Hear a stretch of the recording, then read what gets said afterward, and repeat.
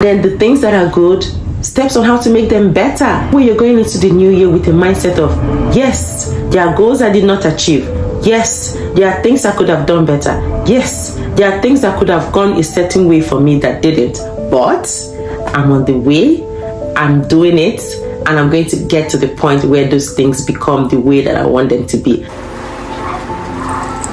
Hi beautiful people, welcome back to my channel. My name is Neze. If this is your first time coming across me, my channel, my videos, welcome, and I hope you like it enough to want to stick around. So this video is about ending the year slowly, ending the year less than you expected, ending the year a little bit disappointed, or maybe disappointed a lot. 2023 has been a tough year. It's been an all-round tough year for everybody. Well, I'm not going to conclude because maybe some people are billionaires living in some fantasy worlds that are very far from reality. But for most folks, for most regular people like me, 2023 has been incredibly strange and difficult. I'm already seeing videos on end the year strong, end the year with all your goals. I'm seeing videos on 2024, set your goals, achieve your goals, vision board for 2024. Why all of this is good. It's good to set goals. It's good to be goal-driven and goal-oriented. It's good to know what you want out of life and to focus yourself on achieving them. But the reality is that this time of the year, a lot of people are depressed. A lot of people are sad. A lot of people are disappointed with the turnout of events, and especially with a year like this. So this video is for you. This video is to give you perspective. This video is to help you to realize that you're not alone in the struggles or how difficult this year has been.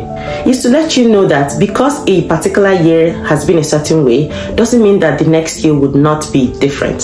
Some years ask questions and some years answer them. 2023, I believe for most people, has been a year that has asked a bunch of questions. So, how has this year been for you? Are you ending this year on a high note, or are you ending it disappointed? Are you ending it slow? Are you ending it asking questions and wondering what the new year would have in store for you? This video is to give you perspective. I'm sure that when this year started, a lot of people set goals of the things that they wanted to achieve. There will be lists, vision boards, and all of that stuff. And do you know what's so disappointing? When you pick up the list of the things that you expected to achieve at the beginning of the year, and you're not even able to check half of it because, well, life happened. What then do you do?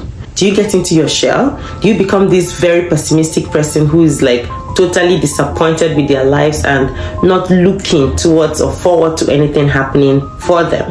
I don't want you to be that person. I want your perspective to be the things that happen well for you. The point is this: if you look towards the things that didn't go well, you see so many of those things. It will begin to snowball. That's just the way life is. You're looking towards a particular direction, you start to see more of those. Have you ever seen when you've never seen a type of vehicle before in your life, and then someone calls your attention to, do you know this vehicle? The moment that person tells you about this vehicle, you start to see so many of them on the streets, on the road. It's as if, is this vehicle after me? That's how life is in terms of when you look at the good side and when you look at the bad side. If you're continuously looking at the things that are not going well, the things that didn't go well this year, the things that disappointed you, the heartbreaks, the unmet goals, unmet expectations, maybe financial difficulties, maybe health difficulties, maybe difficulties in your relationships, difficulties in your career, you will see more of those. So what do? You take a book, a list, and you write the good and the bad. You write all the good things that happened to you this year. The thing that happens when you do this list is that you begin to see the things that you didn't even take into account that were good things. Did you have good health? Were your children healthy and well? Was your career good? Did you achieve the set goals that you set in your career? Were you happy at some point? Were you healthy? Did you have food on your table? Were you able to pay your bills despite how difficult financially this year may have been? Do you have a roof over your head? You start to write a list, the happy things. Were you able to take yourself out a few times in the year? You were able to give your children nice things a couple of times in the year? You start to make that list. And then you write a list of the things that went bad. Why? Why are you doing this? Because we are not living in a world of oblivion. You cannot say, oh yeah, I'm just focusing on the good. I don't want anything to do with the bad. That's not realistic. We don't do that here. So while you're writing the list of the things that did not go well, the bad, is for you to be able to refocus on how to get it better in the new year. Being able to identify those things, the areas that you struggled, will help you to be able to know ways that you will not struggle in the new year. I'm doing the exact same thing. I have a list that I've written all the good things, and I have a list that I've written all the bad things on the same side of the same list, the good and the bad. I've been able to appreciate in doing this, there's so many things that I didn't even take into account were good things that happened for me this year. This year has been stressful, and it makes you to look at the stress, all the stressor factors, the factors that stressed you this year, and then you're not thinking of the things that actually did bring you joy. So when I made my list, I was able to identify, I didn't even think of this as something good. Okay, this was good. This was nice. Okay. In writing my list of the bad, the things that I was disappointed about, I was like, okay, so this is how this happened. What then can I do to make it better? So I'm in the process of identifying those things and steps in the new year to make it no longer be stress factors for me. Those things are not going to vanish magically, but little drops of water makes an ocean. You will be amazed at how much you can achieve with consistency, with just focusing on those things and taking tiny steps, not pushing yourself too hard so you don't get frustrated, but taking tiny steps towards bettering and making those things good in the new year. Take the steps that you need. Don't dwell on the negative parts of this year. Identify them, make the list, and take steps towards making them less stressful, a little bit less stressful, week by week, day by day, month by month in the new year, towards making them less stressful, towards making them things that you can achieve with time. I don't like pressure. Oh my God. Like, I don't like things like, oh yeah, you have to do this and you have to do this now.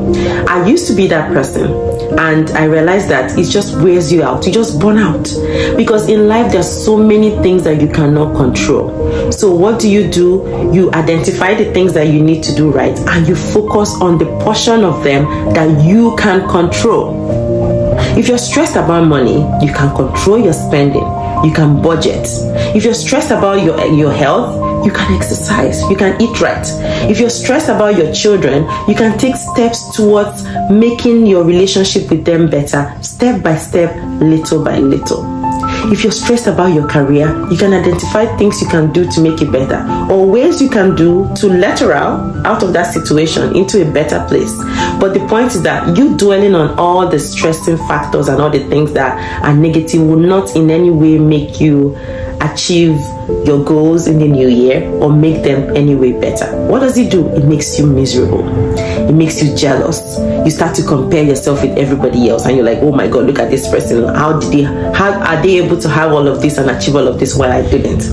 It makes you terrible. It makes you miserable. I do not recommend. Once you're able to identify those stressors, the things that stressed you, made you miserable, you have steps on how to make it good. And then the things that are good, steps on how to make them better. That way you're going into the new year with a mindset of, yes, there are goals I did not achieve. Yes, there are things I could have done better. Yes, there are things that could have gone a certain way for me that didn't. But I'm on the way, I'm doing it, and I'm going to get to the point where those things become the way that I want them to be, little by little, step by step.